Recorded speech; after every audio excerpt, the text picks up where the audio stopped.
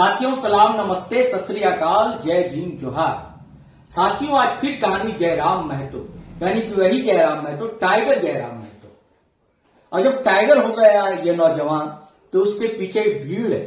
भीड़ उसके समर्थकों की तो है ही, कुछ विरोधी भी पैदा हो गए। दरअसल ऐसा होता है जब कोई बड़ी लकीर होती है तो उसके पैरेलल जो दूसरी लकीर लोग खींचने की कोशिश नहीं करते बल्कि उसको मिटाने की कोशिश करते हैं।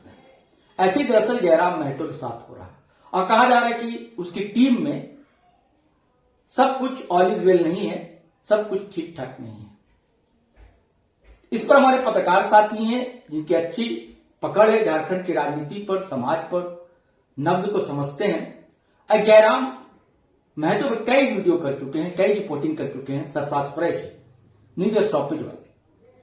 तो हम साथियों उनसे जानने की कोशिश करेंगे कि ये दरअसल मामला है क्या, कुछ मामला है भी या सिर्फ ये सब कोई कल्पना है या अफवाह है या कुछ दम भी है। तो सरफराज भाई आपको क्या लगता है, जयराम कह लीजिए या जेबी केसेस कह लीजिए, इसमें क्या फूट है या मतभेद है या सिर्फ ये कहने की बात है? आप मैं चाहता हूं कि आप व्यूवर्स को पूरा डिटेल्स जानकारी देंगे ताकि हमारे व्यूवर्स समझदार हैं, वो समझ सके चीजों को। हम लोग वैसा हवाई बात ना करें जैसा और यूट्यूबर करते हैं। जी सरफराज भाई। देखिए, जयराम महतो का नाम जेबी केसेस जैसे ही आप बोलते हैं तो सीधे एक नाम आता है, वो है जयराम महतो, टाइगर जयराम महतो का। दरअसल ये चर्चाएं लगातार अभी आप सोशल मीडिया में खास करके देखेंगे, यूट्यूब चैनल्स में देखेंगे, फेसबुक चैनल्स में देखेंगे कि जेबी केसेस में फूट चल रही है, बहुत मतभेद चल रहा है।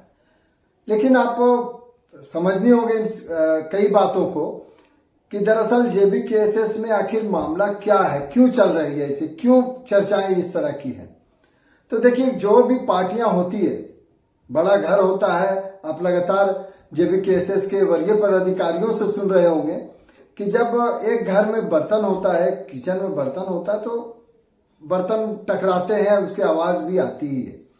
तो निसंदेह कुछ मन मुटाव तो जाहिर सी बात है, एक घर में भाई भाई से होता है, सगे भाइयों से होता है।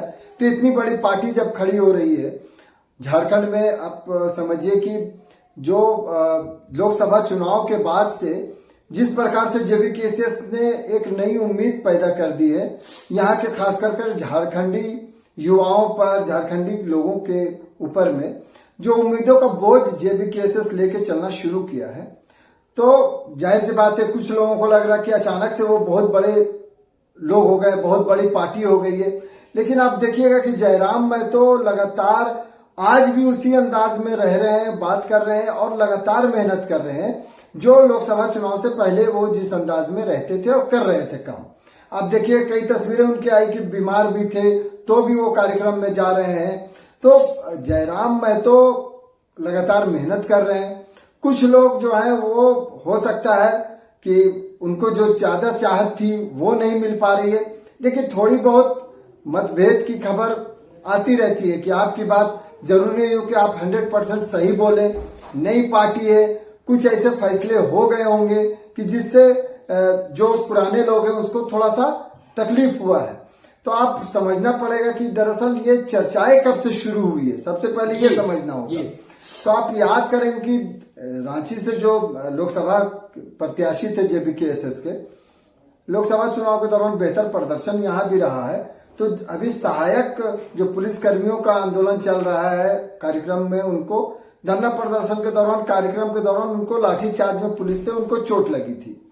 और कहा जा रहा है कि जयराम महतो उनसे मिलने तक नहीं आए रिम्स में। फिर दिल्ली जब ये शिफ्ट कर गए इलाज के लिए, बेहतर इलाज के लिए जब दिल्ली गए तो वहां भी उनसे मुलाकात नहीं हो पाई। इस संबंध में जयराम महतो ने कहा था, आपको याद होगा कि मीडिया में उन्होंने सार्वजनिक रूप से कहा कि गोपनीय स्तर पर इलाज चल रहा है, इसीलिए काफी प्रयास के बाद भी मुलाकात उनकी नहीं हो पाई। अब देवेंद्र महतो जब हॉस्पिटल में थे, एक तो ये खबर हो गई कि भाई उपाध्यक्ष में और केंद्रीय अध्यक्ष में कुछ मनमुटाव है, इसी वजह से वो मिले नहीं। इस चर्चा को बल मिला, पहली शुरुआत वहां से देखें। फिर उसके बाद रांची में जब वापस आते हैं देवेंद्र नाथ महतो, इसी बीच में उनके आने से पहले जेबी केएसएस का जो केंद्रीय कोर कमेटी है उसके गठन की सूचना जो है वो जारी हो जाती है, पत्र जयराम महतो के हस्ताक्षर से जारी हो जाता है। और इसमें 25 जो नाम आते हैं कोर कमेटी में, इसमें वो नाम नहीं होते हैं जिन्होंने लोकसभा का चुनाव लड़ा था। मतलब इंटरव्यू चाहूंगा सरफराज भाई जी, कि आपने जो कहा कि वो दरअसल गोपनीय इलाज हो रही थी, है ना, जी। वो मामला ये था कि दिल्ली तो गए जयराम महतो जी, कोशिश की उन्होंने और बिल्कुल। फोन से पर बात नहीं हो सकी। जी, उसका फिर लौटते हैं, वो रांची लौटते हैं और उसके बाद फिर एक और बयान आता है जयराम महतो का कि नहीं, उनसे हमारी बात हो गई है, दादा बिल्कुल ठीक है, हमने स्वस्थ रहने की कामना की है। और उसके बाद जब दिल्ली से लौटते हैं देवेंद्र नाथ महतो तो रांची में प्रेस से मुखातिब होते हैं और रांची में वो कहते हैं कि दरअसल बिल्कुल कहना सही है कि दरअसल हमारा फोन बंद हो गया था, बंद कर दिया था हमने, डॉक्टरों ने मनाही की थी कि ज्यादा लोगों से देवेंद्र नाथ महतो ने कहा। देवेंद्र नाथ महतो ने कहा कि ज्यादा बातचीत लोगों से करना मना है, इस कारण हमारा फोन बंद रहता था और इसी कारण से उनसे संपर्क नहीं हो सका। लेकिन फिर बाद में हमारी बातचीत उनकी हुई है। लेकिन फिर एक और आरोप लगा सरफराज भाई, वो ये है कि जब ये यहाँ आए, रांची आ गए, तब कहा गया कि भाई अब तो मिल सकते थे वो आकर। तो इस दौरान क्या हुआ कि मांडू में एक सभा को संबोधित कर रहे थे जयराम महतो, अब तक वो बेहोश होकर गिर पड़े, वो भी हॉस्पिटलाइज हो गए। उसके बाद फिर उन्होंने दांत में तकलीफ हो गई, अभी वो दांत की तकलीफ से परेशान है। लेकिन फिर भी आरोप लगा कि भाई वो इरफान अंसारी की माता का देहांत होता है तो वहां कंडोलेंस के लिए चले जाते हैं और फिर वो रांची नहीं आते हैं। जी सरफराज आगे बताएं आप। नहीं, आप मुद्दे को अलग हम लोग चले नहीं, वो क्लैरिफाई नहीं, देखिए क्या था कि शुरुआत जो है मामला, ये तो आप बात के मामले जो बताए दिए वो बात के मामले है। हाँ। सबसे पहली बात ये थी कि जब कोर कमेटी का चयन हुआ, इसमें इत्तेफाक ये था कि जो देवेंद्र नाथ महतो सहित संजय मेहता, मनोज यादव, इनके नाम भी नहीं थे उस कमेटी में, जो 25 लोगों के नाम आए। और जयराम महतो लेकिन उसमें अध्यक्ष है, केंद्रीय अध्यक्ष के रूप में, वहां भी वो इस कोर कमेटी में भी वो उनका नाम है। तो इससे जो है वो बल मिला कि जेबी केसेस में सब कुछ ठीक नहीं चल रहा। बाकी जो घटनाएं आपने बताई ये भी सही है, लेकिन ये बात की बातें हैं। सबसे पहले यहीं से इसको बल मिला, और इसको बल क्यों मिल रहा है सरोज भाई, ये समझने की जरूरत होगी। देखिए, जेबी केसेस अभी युवा पार्टी है, नवजात पार्टी जिसको कह लीजिए, इसमें युवा है अभी। तो राजनीतिक दांव पेच जो है अभी भी ये नहीं समझे हैं पूरी तरह से, क्योंकि झारखंडियत की बात हो रही है और कहा जाता है कि झारखंडियत में ज्यादा दांव पेच नहीं जानते हैं, सीधे सपाट लोग हैं। तो ये जो पार्टी अभी शुरू हुई है, तो कुछ राजनीतिक पार्टियां जिनको खतरा इनसे बढ़ गया है, खतरा मंडरा रहा है, अपना राजनीतिक अस्तित्व देख रहे हैं कि कहीं उनको नुकसान न हो जाए, तो अब वो छुटभैये नेताओं के सहारे इस पार्टी को तोड़ फोड़ करने की कोशिश में लग गए हैं। क्योंकि जो अभी तक का जो स्थिति दिख रही है सरोज भाई, वो देखेंगे आपकी विधानसभा चुनाव में बेहतर प्रदर्शन की उम्मीद ज्यादा हो रही है और 81 सीटों पर यह चुनाव लड़ने की तैयारी में पार्टी है। आपको बता दें, अभी तक तो 60 सीटों का मामला आ रहा था, अब ये कहा जा रहा है कि 81 सीटों पर ही पूरे प्रत्याशी उतारने की तैयारी में।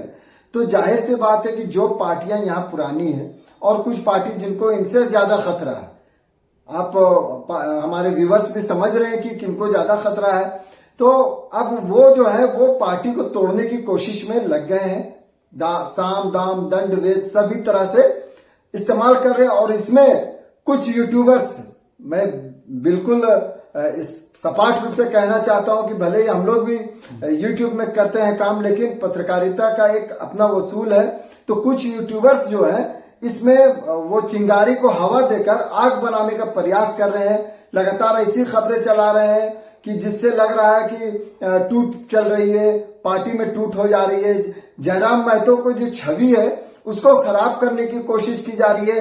टाइगर की छवि को बताया जा रहा है कि ये जो है अपने लिए, अपने मुफाद के लिए काम कर रहे हैं, अपने फायदे के लिए काम कर रहे हैं, और जो इनके बराबर में जो दिख रहा है उनको ये साइड लाइन कर रहे हैं। मतलब ये पूरी तरह से जो यूट्यूबर अभी चला रहे हैं, जिस तरह से न्यूज आप सोशल मीडिया पर देखेंगे, जिस तरह से चर्चाएं चल रही है और बहस जो आप देखेंगे, तो उसमें टाइगर जयराम महतो की छवि को खास करके टारगेट किया जा रहा है। उनको मतलबी बताने की कोशिश की जा रही है। उनको बताया जा रहा है कि वो डरा हुआ एक व्यक्ति है, डरा हुआ युवक है जो अपने सामने किसी को खड़ा नहीं होने देना चाहता। तो दरअसल ये जो टूट है, पार्टियों में ये उतनी बड़ी नहीं है। मन मुटाव, मैंने कहा ना कि एक घर में अगर बर्तन होता है, एक घर में अगर 2 भाई है, 4 भाई है, तो भाइयों में भी आपस में कुछ कुछ ना इत्तेफाकी होती है। सभी बातें एक राय सभी की नहीं होती है, कुछ अलग होती है। तो ऐसे ही बात है पार्टी में भी। आप देखेंगे कि देवेंद्र नाथ महतो हो, संजय मेहता हो, इनका भी बयान आया है कि भाई पार्टी सर्वोपरि, हमारा जो मामला है हम लोग आपस में बैठकर हल कर लेंगे। मतलब ये बड़ी बात नहीं है, लेकिन इसको इतनी बड़ी बात बता दी जा रही है इस तरह से कि लग रहा है कि जैसे ये पार्टी अभी टूटकर बिखर गई है। और एक और इंटरव्यू करूंगा सरफराज जी, वो ये कि इस बात को भी हवा दी जा रही है। दरअसल एक प्रेस कॉन्फ्रेंस जो जयराम महतो ने किया था रांची में, जी जी, तब शायद कोई सवाल पूछा था किसी ने, या उन्होंने ऐसा कुछ कहा था लगभग कि कई ऐसे नेता हैं जो जब जेबी केसेस उन्होंने ज्वाइन किया उसके बाद से लोगों ने उन्हें जाना। इसको लेकर ज्यादा हवा दी जा रही है ऐसे यूट्यूबर पत्रकारों के मार्फत से, उन नेताओं से पूछा जा रहा है, जैसे देवेंद्र नाथ महतो से पूछा जा रहा है, या उन्होंने नाम लिया था देवेंद्र नाथ या महतो का, मनोज यादव से पूछा जा रहा है, या संजय मेहता से खास करके ये पूछा जा रहा है बार बार जानबूझकर कि वो फूट पड़े कि क्या आप इससे पहले आपको कोई नहीं जानता था। इस पर मैं एक पत्रकार के नाते मैं कहना चाहता हूं सरफराज भाई जी, वो ये कि बिल्कुल जानता था। देखिए देवेंद्र नाथ महतो भी एक आंदोलनकारी रहे हैं, हाँ, छात्र नेता रहे हैं, लेकिन उनकी पैन झारखंड पहचान नहीं थी जी। संजय मेहता की भी पैन झारखंड पहचान नहीं थी। मनोज यादव की ठीक है, कोडरमा में वो 2008 से वो आंदोलनरत रहे अपने अपने मुद्दे को लेकर, लेकिन पूरे झारखंड में उनकी पहचान नहीं थी।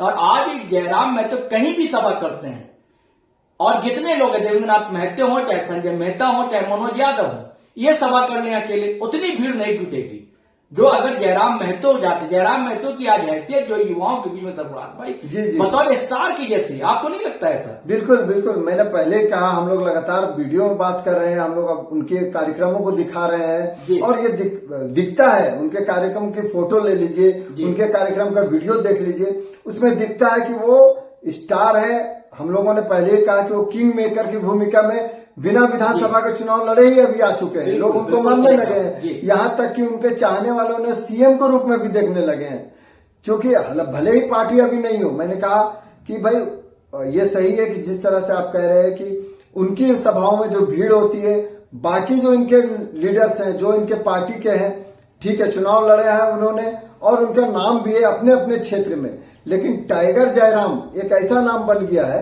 कि जो पूरे झारखंड के लोग जान रहे हो। झारखंड ही नहीं, मैं यहाँ पर और सुधारता हूँ कि झारखंड नहीं, देश की बड़ी मीडिया कंपनी, देश की बड़ी मीडिया हाउसें आ रही है और देश ही नहीं विदेशों में भी टाइगर जयराम महतो की चर्चा।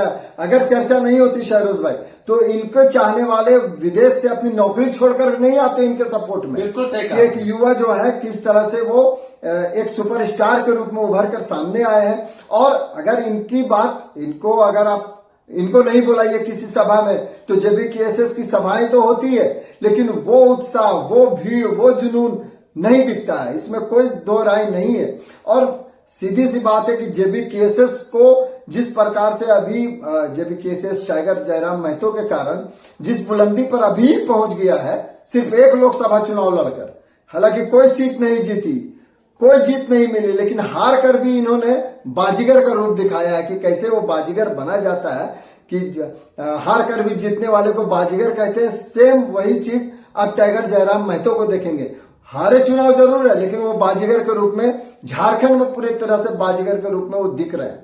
और फैरोज भाई, आप यही कारण है कि जो यहाँ पुरानी पार्टियां हैं वो किस प्रकार वो लगी हुई है कि किस तरह से जेबीकेएसएस में चुनाव से पहले ही दरार पड़ जाए और ये दरार इतनी बड़ी हो जाए कि आराम से उसमें इनको हराया जा सके। दरअसल हम लोग जो चर्चाएं करें कि यूट्यूबर्स, आपने ठीक कहा कि जयराम महतो ने कहा कि भाई चुनाव से पहले उनकी उतनी पहचान नहीं थी, ये गलत भी नहीं है। आज भी देवेंद्र नाथ महतो अगर लोकसभा का चुनाव नहीं लड़ रहे होते, बेशक वो छात्र आंदोलन में रहे, अब छात्र आंदोलन कर रहे थे, लेकिन मास लीडर टॉप में मास जिस प्रकार से उनको पहचाना है, वो लोकसभा चुनाव में सिर्फ इसलिए पहचाना कि उन्होंने 1,32,000 वोट प्राप्त किया। जेबीकेएसएस का टैग उनके साथ लगा, टाइगर जयराम महतो के साथ होने का, साथी होने का टैग लगा।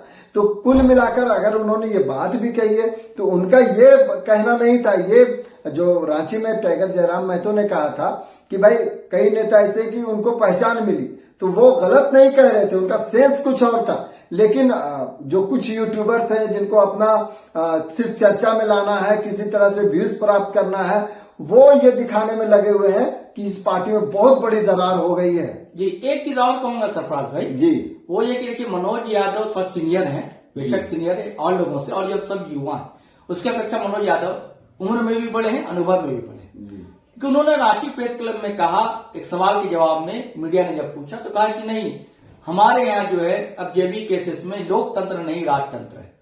अब आप बताइए, ये लोकतंत्र है जब भी तो आप खुलकर देखिए, बड़ी बड़ी पार्टियां हैं स्टेट में, राष्ट्रीय स्तर की पार्टियां हैं, स्टेट लेवल की भी पार्टियां हैं, क्या वहां वैसा लोकतंत्र है कि खुलकर पार्टी के खिलाफ ही आप बात करें, प्रेस कॉन्फ्रेंस करें, कोई कार्रवाई नहीं होती, तो लोकतंत्र है ना? कैसे आप राजतंत्र कह रहे हैं?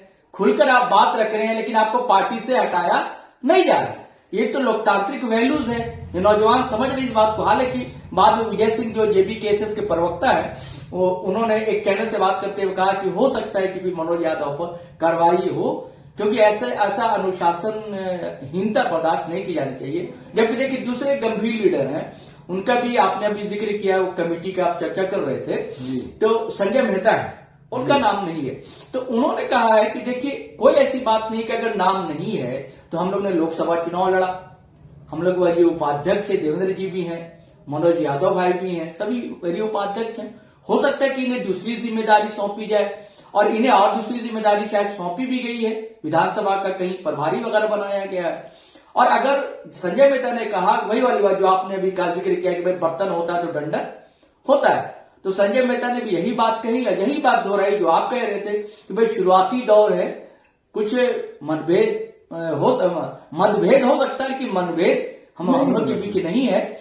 और अगर हमें चुनाव भी अगर नहीं लड़ाया जाता तो कोई बात नहीं, हम लोग को लोकसभा का चुनाव लड़ाया गया।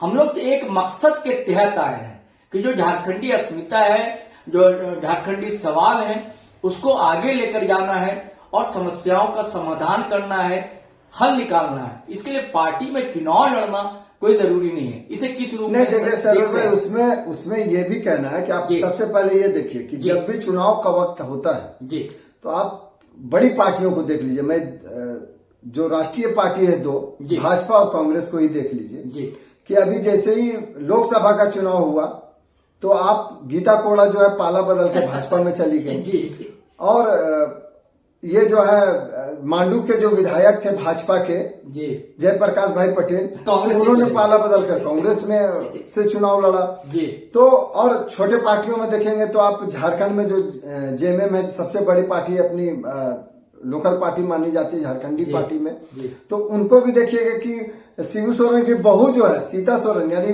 मुख्यमंत्री हेमंत सोरेन की भाभी पाला बदल के भाजपा में चली जाती है। तो अभी आप देखेंगे कि जैसे ही चुनाव का वक्त आता है तो चुनाव में कहा जाता है कि बहुत सारे मेंढक टटर करते हैं, बरसाती मेंढक होते हैं, चुनावी मेंढक भी होते हैं, बरसात में मेंढक होते हैं, चुनावी मेंढक हो गए। तो अभी आप जैसे ही टिकट बटेगा जेबी केएसएस में, तो जाहिर सी बात है हर कोई चाह रहा कि किसी तरह से हम टिकट ले लें। अब वो दबाव बनाने की अपनी अपनी रणनीति होती है, अपना अपना तरीका होता है। तो कई लोग तो ये भी कह रहे हैं कि ये जो नाराज गुट है वो दरअसल दबाव बनाने में लगा हुआ है कि उनका टिकट नहीं कटे जी, सही ये भी एक चर्चाएं चल रही है जी। तो इस पर हम लोग नहीं कहेंगे भाई कि क्या है मामला अंदर से, लेकिन आप देखिएगा कि जैसे ही टिकट का बंटवारा होता है, लोगों को टिकट मिलता है। अभी आपको एक सूचना, नई सूचना भी देते हैं हम अपने व्यूअर्स को कि जेबी केएसएस में मांगा गया है झारखंड भर से प्रत्याशियों से आवेदन कि आप अपना आवेदन दें। उसको स्क्रीनिंग कमेटी देखेगी, अपना जांच करेगी, जो कमेटी बनी हुई है वो जांच करेगी, कोर कमेटी जांच करेगी, और जांच करके अगर चुनाव लड़ने के लायक हैं आप, अगर आप में दम है, खम है, अगर आप जीत सकते हैं, विजेता बन सकते हैं और आपकी छवि अच्छी है, तो उनको टिकट मिलेगा। तो ये आवेदन भी मांग लिया गया, अब आवेदन भी पहुंचने लगे हैं जेबी केएसएस के पास। तो कुछ लोग दबाव बनाने की राजनीति कर रहे हैं, दूसरी ओर कि जैसे ही टिकट का बंटवारा होगा, जैसे ही टिकट मिलेगा, तो हो सकता है कि जिन लोगों को उम्मीद है कि अगर मान लीजिए कोई चुनाव लड़ना चाह रहा है मांडू से और मांडू से आप किसी को और को टिकट दे दी जाती है, पार्टी देखती है कि नहीं इससे बेहतर ये उम्मीदवार होंगे और टिकट मिल जाती है, तो जाहिर सी बात है जो उम्मीद लगाए बैठे हो दूसरे दल की तरफ भागेंगे, या फिर उनके लिए फिर ये राजतंत्र हो जाएगा, यहाँ राजशाही हो जाएगी जी। ये लोकतंत्र खत्म हो जाएगा उस पार्टी में। आप देखेंगे अक्सर कि जो लोग निकलते हैं किसी भी पार्टी से जी, वो अचानक से उस पार्टी में कई खामियां दिखने लगती है, वहां पर लोकतंत्र खत्म हो जाता है, वहां राजतंत्र आ जाता है। तो ये सब कहने की बात है। राजतंत्र का मामला भी फिर आपको दिखेगा, जेबी केसेस में अभी एक आपने नाम लिया है मनोज यादव का, ऐसे कई आपको दिखेंगे जो बताएंगे कि सिर्फ टाइगर जयराम महतो ही सब कुछ है पार्टी में, वो राजतंत्र चला रहे हैं, उनके कहने पर ही सब कुछ होगा।